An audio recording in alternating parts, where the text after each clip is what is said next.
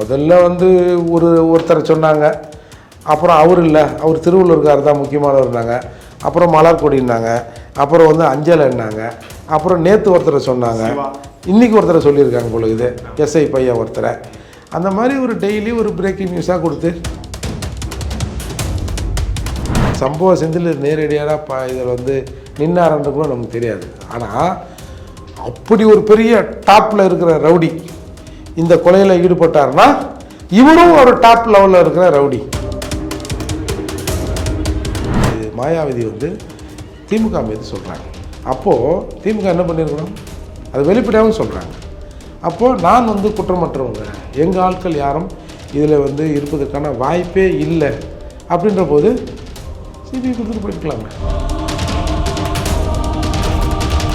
ஏன்னா நெருங்கிட்டனையோ என்னையா நெருங்கினா அப்புறம் ஓட்டுக்கிறேன், என்ன போலீஸ் சரியாக பிடிக்கலையா நீங்கள் அப்படின்ற ஒரு கேள்வி வந்துடும்ல. இப்போ நீங்கள் இன்னொரு ரவுடி, அவர் வந்து 2வது மனைவி வீட்டில் போய் வந்து பதுங்கியிருந்தாங்க ஆந்திராவில். அதை சுற்றி நெருங்கிட்டாங்களாம். நெருங்கிட்டு பேக் டோர் திறந்து ஓட்டாரா? பொதுவாக இந்த எஸ்சி ரவுடிகள் இருக்காங்கள்ல, அது பறையர் ரவுடிகளாக இருக்கட்டும், பல்லர் ரவுடிகளாக இருக்கட்டும், இவங்களுக்கு அஃபிஷியல் லெவலில் யாரும் உதவி பண்ண மாட்டாங்க சார். அது அவங்க எங்கள் தரப்பு அதிகாரிகளே இருந்தால் கூட அவங்களே பயந்து தானே இருப்பாங்க.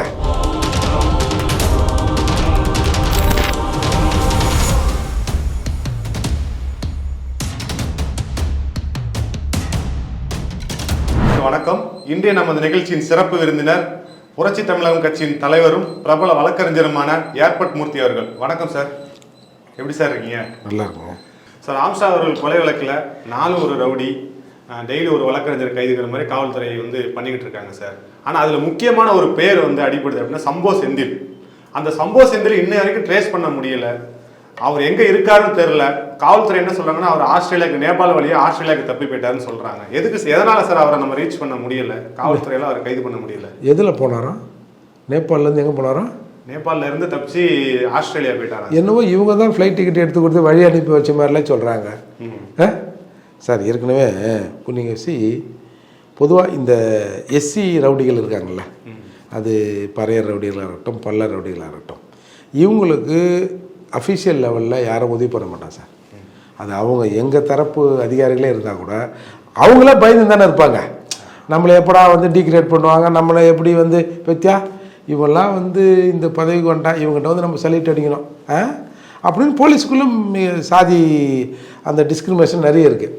அப்படி இருக்கும்போது இவங்க பண்ண மாட்டாங்க சார். ஆனால் பிற சமூகத்தில் இருக்கிற நபர்களுக்கு அஃபிஷியலாக நிறைய உதவி பண்ணுவாங்க.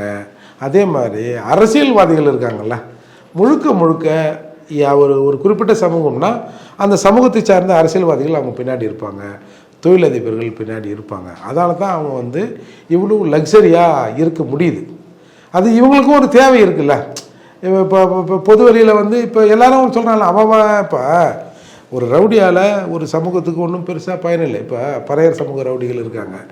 எங்கேயாவது அட்ராசிட்டி நடக்கிற போது எப்பா அந்த ஊரில் இந்த அட்ராசிட்டி நடந்ததா, அவனா சரி நம்மகிட்ட தான் எவ்வளோ கிடக்குது, ஒரு 2 பேர் அமிச்சு அது என்னன்னு பாருங்கப்பா அப்படின்னு எங்கேயாவது சம்பவம் நடந்திருக்கா? இயக்கவாதிகள் செய்திருப்போம். இதை இயக்கத்தின் பேரால் கொள்கையின் பேரால் செய்வோம். ஆனால் எந்த ரவுடியாவது இதுக்கு வந்து செஞ்சு பார்த்துருக்கீங்களா? ஆனால் ஒரு சமூகத்துக்கும் ஒரு ரவுடி இப்போ தேவைப்படுறான். எங்கால் இப்படிக்கிறான்டா, உங்கால் அப்படிக்கிறான்டான்னு. அப்போது ஒரு குறிப்பிட்ட ரவுடின் பின்னால் அந்த சமூக இளைஞர்கள் எங்கால் இவர் எங்கள் கெத்து அப்படின்னு சொல்கிறாங்களே, அதை தக்க வைத்துக் கொள்வதற்கு இங்கே வந்து அரசியல்வாதிகள் அவர்களை தக்க வைத்துக் கொள்கிறார்கள். அதால் இவர்களோட தொடர்பு இல்லாமல் யாருமே இங்கே வளர முடியாது சார். இன்றைக்கி சொல்கிறாங்க அவர் அங்கே பேசினார், இங்கே பேசினார், அதில் பண்ணார், இதில் பண்ணார்.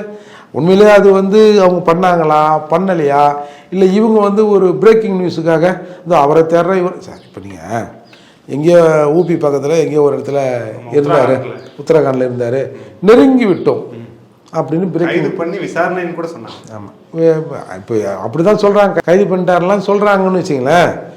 இது நியூஸ் எப்படி விட்றாங்கன்னா, அவர் வந்து அந்த இடத்துல இருந்தார், தனிப்படை நெருங்கி விட்டது, தனிப்படை நெருங்கி விட்டதுன்னு டிவியில் நியூஸ் போட்டா யார் டிவிக்காரனா போடுறான், மீடியாக்காரனா போடுறான், போலீஸ் தானே அந்த விஷயத்தை கசிய விடுது. பெரும்பாலும் இந்த மாதிரி கசிய விட்டாலே கைது பண்ணிட்டு தான் வந்து கசிய விடுவாங்க. ஏன்னா நெருங்கிட்டனையோ என்னையா நெருங்கினா அப்புறம் ஓட்டுக்கிறேன், என்ன போலீஸ் சரியாக பிடிக்கலையா நீங்கள் அப்படின்ற ஒரு கேள்வி வந்துடும்ல. அந்த பார்வையிலும் பார்க்கலாம். இப்போ நீங்கள் இன்னொரு ரவுடி அவர் வந்து 2வது மனைவி வீட்டில் போய் வந்து பதுங்கி இருந்தாங்க ஆந்திராவில், அதை சுற்றி நெருங்கிட்டாங்களாம். நெருங்கிட்டு பேக் டோர் திறந்து ஓட்டாரா? அப்போ என்னென்ன மாதிரிலாம் வந்து இந்த வழக்கை திசை திருப்புவதற்கு இந்த மாதிரியான நியூஸ்லாம் போடுறாங்க பாருங்கள். இது வந்து போலீஸ் லீக் பண்ணி தானே போடுறாங்க.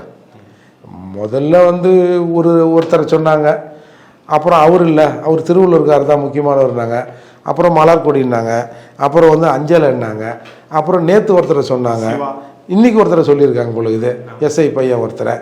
அந்த மாதிரி ஒரு டெய்லி ஒரு பிரேக்கிங் நியூஸாக கொடுத்து மீடியாக்களுக்கு தீனி போடுறாங்க தான் நான் பார்க்குறேன். சார் சம்போ செந்தில் நெருங்க முடியாத காரணமே ஜாதிய பின்புலம் தான் சொல்கிறீங்களா சார்? நிச்சயமா இல்லை, அந்த அது நேச்சர் தானேங்க. அந்தந்த விஷயங்களுக்கு வந்து அவங்க அதை உதவி பண்ணுவாங்க. அவரு கிட்டத்தட்ட இப்போ நீங்கள் லாஸ்ட்டாக ஒரு அட்டம்ப்டிங்கிறது நம்ம தேனாம்பேட்டை அட்டம் பண்ணாங்க, அப்பயே அவர் பேர் தான் அடிபட்டுது. போலீஸ் நினச்சா ஓரளவுக்கு பிடிச்சிருவாங்க சார். அதெல்லாம் அந்த மாதிரிலாம் வாய்ப்பு இல்லை. அது சிலர் அவங்கவுங்களாம் பாதுகாக்க இப்போ இந்த திமுக அரசில் இருக்கிற ஒரு முக்கியமான நபரே அவங்களுக்கு சப்போர்ட்டுன்ற மாதிரி தானே செய்தியெல்லாம் வந்தது சாதி ரீதியாக. அதனால் இப்போ எல்லாமே இங்கே சாதி தான் சார் தீர்மானிக்குது. ஒருத்தனை வாழ்வதும், ஒருத்தன் தலைமறைவாவதும், ஒருத்தன் சாகடிக்கப்படுவதும், ஒருத்தன் சாவதும் எல்லாம் இங்கே சாதி தான் தீர்மானிக்குது. இதை நம்ம இந்த எதாச்சியை நம்ம புரிஞ்சு தான் ஆகணும். சம்போ செந்தில் பேர் வர காரணமே அவர் பல சம்பவங்களை எதுவும் நேரடியாக பண்ண மாட்டார், சம்பவங்கள் தரமாக செய்வாருன்றாங்க. அதனால தான் அவருக்கு பேரே சம்போ செந்தில். அவர் மீது பல்வேறு வழக்குகள் இருந்தும் அவரோட ஒரிஜினல் ஃபோட்டோ கூட ஃபேஸ் கூட இது வரைக்கும் ரிவீல் ஆகலையா சார்? அது 15 வருஷத்துக்கு முன்னாடி எடுத்த ஃபோட்டோவா, இன்னும் 15 வருஷத்துல அவர் எப்படி இருக்காருன்னு கூட தெரில அப்படிங்கிறாங்க. பல்வேறு வழக்குகள் இருந்தாலும் அவர் மேலே எந்த நடவடிக்கை எடுக்க முடியாதுக்கு என்ன ரீசன் சார்? இதுதான் அரசியல்வாதிகள் சப்போர்ட்டு, அரசாங்கத்தின் சப்போர்ட் இல்லாமல் ஒருத்தர் வந்து அப்ஸ்கானில் இருக்க முடியாது சார். இப்போ நீங்கள் சொல்கிறாங்கல்ல, எல்லார்கிட்டையும் அவர் வந்து அந்த என்னது வீடியோ காலில் பேசுவார் அப்படின்னு எல்லார்கிட்டையும் பேசியிருக்காங்களா நீங்கள் சொல்கிறாங்க. சரி, இப்போ இதில் ஒரு 10-15 ஒரு 7-8 பேர் உங்கள் கூட தானே இருக்கிறாங்க. ஏப்பா இந்த வீடியோ காலில் எப்படி பார்ப்பா, அந்த படத்தை வரைஞ்சி ஒரு படத்தை வெளியிடுங்களேன், ஏன் வெளியில்லை? உங்ககிட்ட பழைய படம் இருக்குதுன்றீங்க. இப்போ நேற்று பேசணும் இருக்கான்ல, இது எப்பரா இருப்பார் அவர், இது ஆளுங்களை வச்சு வரீங்களே, ஏன் பண்ண முடியல உங்களால்? அதனால் இது வந்து பல சந்தேகங்களை எழுப்புது சார். இது வந்து இது ஒரு பெரிய ரவுடியை காட்டி இப்போ நமக்கு சம்பவ செந்தில் நேரடியாக இதில் வந்து நின்னாரன்ற கூட நமக்கு தெரியாது. ஆனால் அப்படி ஒரு பெரிய டாப்பில் இருக்கிற ரவுடி இந்த கொலையில் ஈடுபட்டார்னா இவரும் ஒரு டாப் லெவலில் இருக்கிற ரவுடி அப்படின்னு இங்கே நிறுவ விரும்புகிறாங்க. இல்லைன்னா இவ்வளோ நியூஸ் கொடுக்க வேண்டிய அவசியமே இல்லை.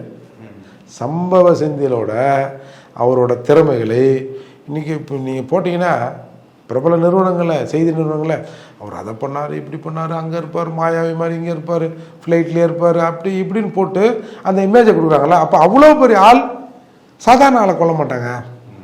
அந்த லெவலில் இவரும் ஒரு பெரிய தாதா தான் அப்படின்னு நிறுவுறதுக்காக தான் இதெல்லாம் பரப்பப்படுவதாக நான் பார்க்குறேன். ஒருவேளை சம்பவ செந்தில் அவர்கள் கைது செய்யப்பட்டால் இந்த விசாரணை மேற்கொண்டு எப்படி சார் மூவ் ஆகும் சார்? எதாக இருந்தாலும் இவங்க முடிவு பண்ணுறது தானே சார், அரசாங்கம் முடிவு பண்ணுறது தானே. ஏற்கனவே இது ஸ்டேஜ் பை ஸ்டேஜாக முடிக்கலான்னு பார்த்தாங்க, அது முடிக்காமல் அதில் வந்து பல கேள்விகள் எழுப்பப்பட்டுவிடும். இப்போ ஒரு ஸ்டெப் பை ஸ்டெப்பாக கொஞ்சம் மேலே வந்துனே இருக்குது. அப்போ இவங்க எதோட நிற்கணும்னு இவங்க முடிவு பண்ணுறாங்களோ அதோட இவங்க நிப்பாட்டிப்பாங்க. ராமசாமி அவர்கள் கொலை வழக்கு எந்த மாதிரியான விசாரணை கட்டத்தை நோக்கி போயிட்டு இருக்கு நீங்கள் நினைக்கிறீங்க சார்? எனக்கு வந்துங்க, அதாவதுங்க, ஒரு நீதிபதி ஒரு அட்வொகேட்டாக இருக்கிறபோது ஒரு வழக்கை ஒரு கிளைண்ட்டுக்காக வழக்காடி இருப்பார். அந்த கிளைண்ட்டு இவர் நீதிபதி ஆன பிறகு அந்த வழக்கு அந்த நீதிமன்றத்தில் வந்தால் இவர் ஏற்கனவே என்னோடய கிளைண்ட்டு, இவருக்காக நான் வாதாடிக்கிறேன், அதால் இந்த வழக்கிலேருந்து நான் விலகிறேன், இல்லை இந்த வழக்கை வேறு ஒரு பெஞ்சுக்கு மாற்றுவேன்னு சொல்கிறது தான் இயல்பு நடைமுறை. அப்படி இருக்கிற போது அலிகேஷன் வந்து மாயாவதி வந்து திமுக மீது சொல்கிறாங்க. அப்போது திமுக என்ன பண்ணியிருக்கணும், அது வெளிப்படையாகவும் சொல்கிறாங்க. அப்போது நான் வந்து குற்றமற்றவங்க, எங்கள் ஆட்கள் யாரும் இதில் வந்து இருப்பதற்கான வாய்ப்பே இல்லை அப்படின்ற போது சிபிஐ கொடுத்துட்டு போயிருக்கலாமே, ஏன் வம்படியே நாங்களே விசாரிப்போம் அப்படின்ற மாதிரி ஏன் நீங்கள் நிற்கிறீங்க? இப்போ அலிகேஷன் இல்லைன்னா பரவாயில்ல, நாங்கள் வந்து சரியாக செய்வோங்க, இது சும்மா எதிர்கட்சிகள் சும்மா சொல்கிறாங்கன்னு சொல்லலாம். பர்டிகுலராக உங்களை அலிகேஷன் பண்ணும்போது நீங்கள் தூய்மையானவர்கள் நிரூபிப்பதற்கு விசாரணையை வேறு ஏஜென்சிக்கு மாற்றலாம்ல. அப்போ அது காலம்தான் இதுக்கு பதில் சொல்லணும். பல சுவாரஸ்யமான தகவல்களை நம்ம நேயர்களோட பகிர்ந்து கொண்டீங்க. ரொம்ப நன்றி சார். வணக்கம்.